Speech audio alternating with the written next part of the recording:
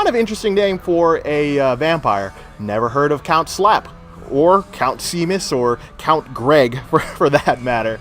So, I know vampires live for a long time, and you pretty much, go through all these different generations. Do you think they ever change their names? Comic Indie Podcast theme song. It's a podcast for comic books. What else would you expect? Welcome to Comic Indie Podcast. My name is Kenneth Javier, and today is a very special edition of the Comic Indie Podcast, as we are podcasting live into a microphone that feeds into a laptop, which will be later then taken to a computer at home and edited and put on the internet 2 to 3 days later in the NANs Games and Comics located on Shepherd and 59. If you don't know about NANs Games and Comics located on Shepherd and 59, well, now you know. They've been here for 30 years waiting on you, so where have you been? So today, the book that we will be breaking down is Redneck, published by Image, written by Donny Cates, art by Lysandra Esterin, and color by D. Cunniffe.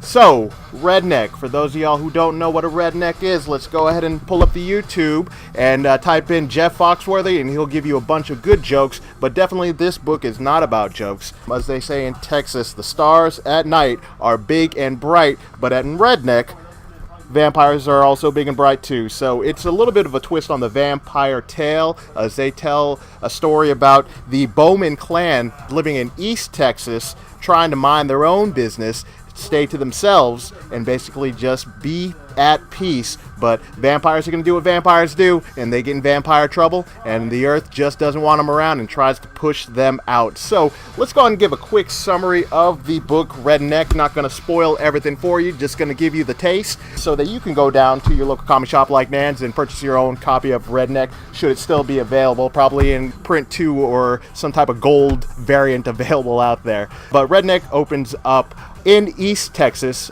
Basically, you got a feller sitting on the porch, just kind of sitting at dusk, and he's drinking himself not a Budweiser, but a Bloodweiser. That's right, that's a play on the Budweiser, drinking blood, just sitting on the porch and just thinking about his life and how life has been treating him. He kind of talks about, how long he's been around, and he even goes back into the Remember the Alamos days and talks about being at the Alamo and just kind of reminiscing in his mind. And basically, hey, I'm old, I like to drink, here I am.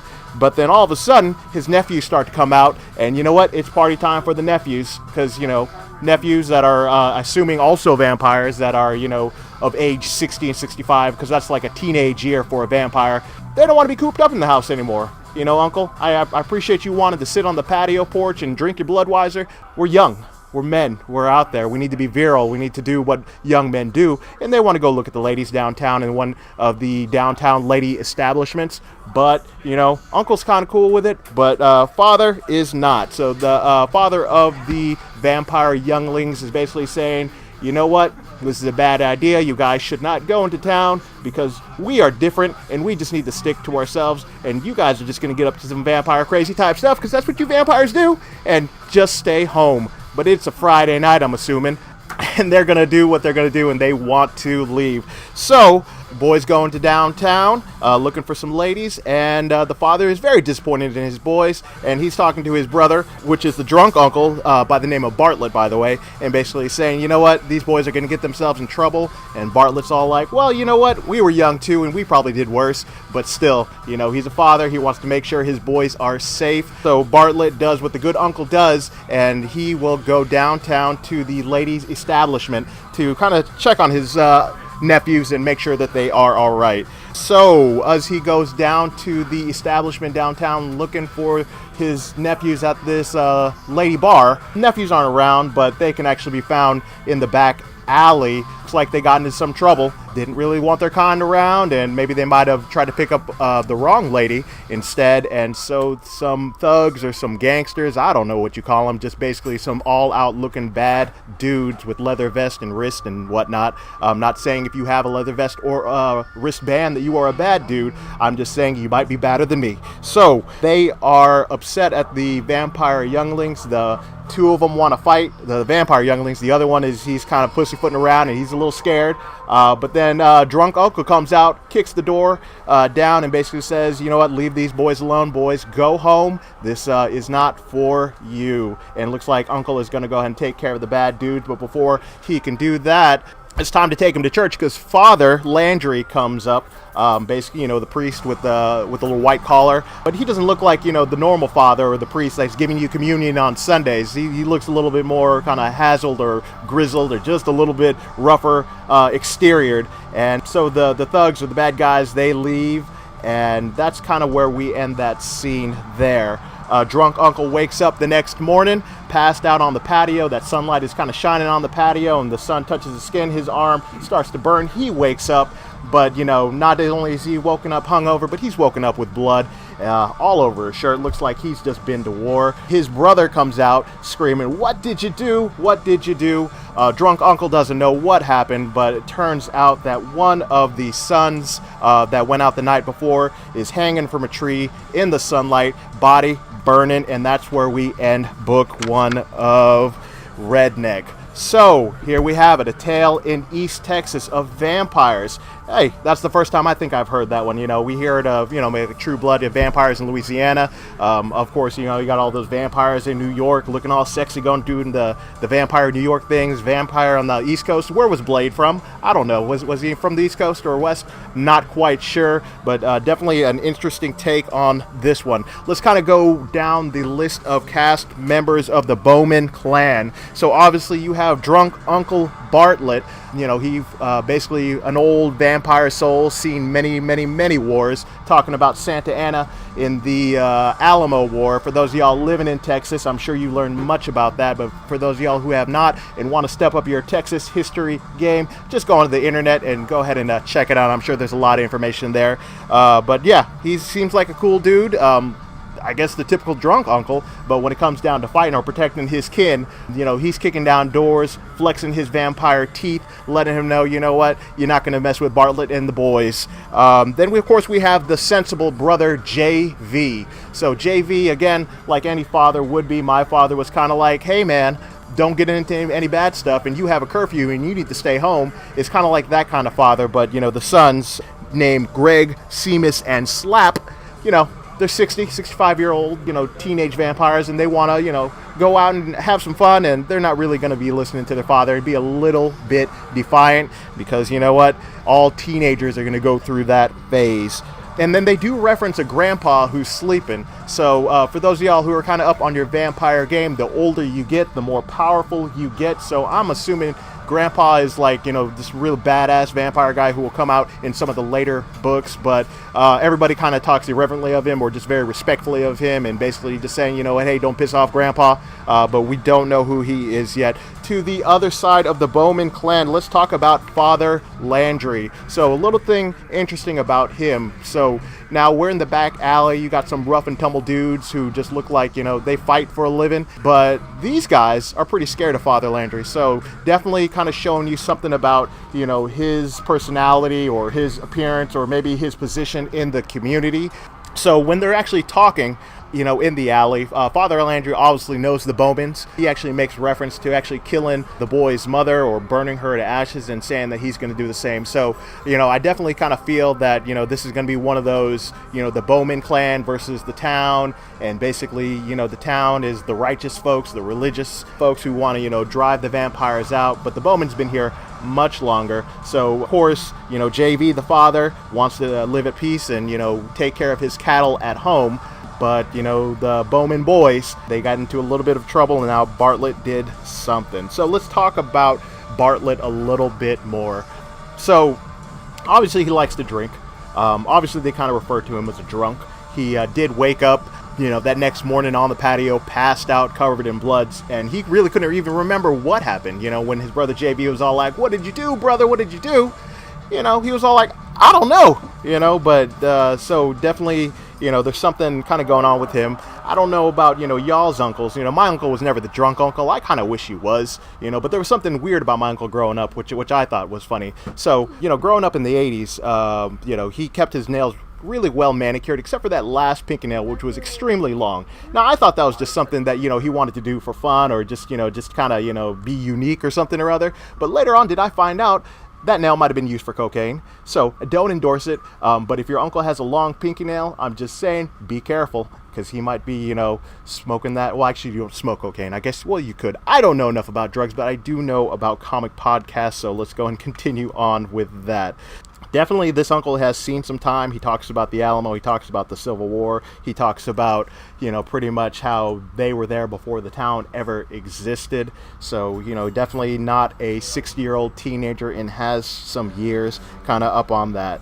The younglings, let's talk about them. Those 65-year-old youngling vampires, they want to go out and party.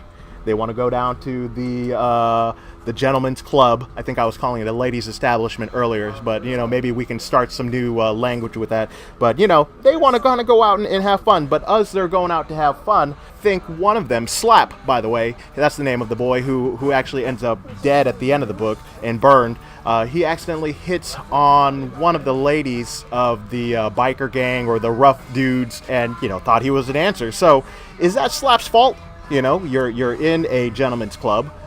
You see a lot of ladies there. You're assuming many of those ladies are working there to work, and you accidentally, proposition the wrong one. So I think that kind of gets them all in that trouble. But should those rough and tumbles or those thugs be upset at Slap doing what men do, I assume? I wouldn't know. I'm a good guy. Not that you're a bad guy if you go, but let's not go ahead and talk about that. But this all could have been avoided if Slap had just maybe tried to pick up a different lady or maybe a working lady. Maybe if they're walking around in like some high heels and a G-string, he should have just stuck with that one. But again, you bring your lady to a gentleman's club, that may happen. Vampire teenagers may try to hit on your lady, but all of that could be avoided. But Slap, not to kind of go too off direction, but kind of interesting name for a vampire. Never heard of Count Slap, or Count Seamus, or Count Greg, for that matter.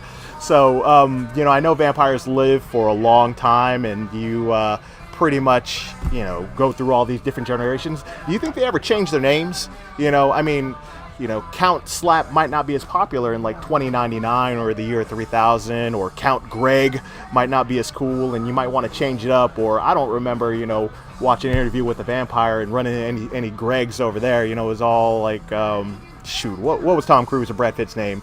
It was, I'm going to have to look that up. If you know what it is, please comment in the comment section below. And then also, if you want to, go ahead and list some cool vampire names like Count Rick or something or other. So in any event, the boys kind of get out there. Slap, Greg, and Seamus are protected by the uncle. So let's talk a little bit more about Father Landry. Again, I know we kind of touched on his position in the community, but the way they draw him in this book, he looks like, a real menacing dude. I mean, don't get me wrong, the vampires still look like vampires. They look all haggard. They look like rednecks, for crying out loud. The book is called Redneck. But, there's something about this father that just looks a little creepy. So, if I was in Sunday school with this guy, I don't know that I'd want to be in Sunday school with this guy. But, definitely he has some power. He can intimidate both vampires and thugs of the town. And basically not shy about saying that, hey, I murdered your mother, or I murdered your sister-in-law. So, that's got to have some, pretty big, father, cojones over there to just kind of roll up on a vampire like that. So, not intimidated vampire. So, I'm assuming that Father Landry and maybe his bloodline is, a family of vampire hunters, and the Landrys and Bowmans have been going at it for hundreds and hundreds of years in East Texas, because that's how the Redneck Vampires do. So definitely a interesting twist on the vampire tale. So let's go ahead and take this book to class and give it a grade and see where they land. Art-wise, I'm going to go ahead and go with the 7. So I like the realistic drawing of it. It's not the greatest drawing, but I gotta love the cover art of this book. Basically, you have a redneck vampire, I'm assuming eating a rib, but on his rib, or underneath the rib, is a bib, and the bib of the Texas flag. So for those of y'all who live in Texas, loud and proud, and gotta let your Texas flag fly. So very, very, very cool art. So I'm going to go ahead and give it a 7. Story-wise, we're going to go ahead and go with an 8. Again, I really like that twist on the vampire tale. Basically, all you got to do is, think about something like a regular job or position in the community, and make it a vampire that's, not like a rich aristocrat or some, New York businessman or something or other. Just make it different. All right, so let's, again, give it an 8 on the story. Originality, again, as much as I do enjoy the story, originality, vampires have been done a little bit too much to death, but I do like it, so we're gonna go ahead and still give it a 7. So all in all, when we type this up into the Comic Indie calculator, the average is going to be 7.33, and that leaves Redneck certified by Comic Indie. We can give it a letter grade of a C, but like I said earlier, C's get degrees, and that is okay with me. Not okay for my son or my nieces or nephews. You guys go out there and get good grades and make the dean's list, because you don't want to waste your parents or my money. So get good grades in college. When we're talking about comic books, we'll let that one pass. So again, check out Redneck if you have not checked it out already. Definitely, I can see this thing being adapted into some type of movie or TV series, because everybody just loves rednecks, or everybody loves vampires for that matter, and I would not see this project failing. So definitely a good thing. So just want to plug a few things first. Definitely thanks to the great guys at NANs Games and Comics, located on Shepherd and 59. Been in the community for over 30 years. Like I said, come on down. They got a lot of great board games. I'm just looking around the store here, and oh my god, they got so many things that I'd like to pick up. Definitely going to pick up some graphic novels or some trade paperbacks today. But comics, yes, they have comics. Matter of fact, I picked up my copy of Redneck here at NANs Games and Comics. So definitely thanks to you guys for the great job that you guys have done and being a staple in the community for the comic book world. Want to also plug, we have our website that went live this week, comicindie.com. That's all one word, comicindie.com. There you will find this Comic Indie podcast, great articles about comic books, comic book making, an Ask the Artist section, and one of the big projects that we're really excited about, and I've had the pleasure of working with a really great creator. If you don't know what Draw Fight is, let me tell you it real quick. 2 fighters go into a ring, and when I say fighter, I mean 2 artists. You get 10 minutes to draw a suggestion given by the YouTube audience. That video will be posted, and then the audience decides who wins. So again, 10 minutes seems like a long time to draw, but it's sometimes not. So we have episode 1 up and live, and it has been kicking with the views and the comments. So definitely appreciate everybody who has watched episode 1 of Draw Fight. Episode 2 is underway. If you are a local artist in the Houston area interested in competing in the Draw Fight ring, please hit us up on comicindie.com for more information. So enough with the plugs for Comic Indie podcast. My name is Kenneth Javier, and thank you for listening. Comic Indie Podcast theme song. It's a podcast for comic books. What else would you expect?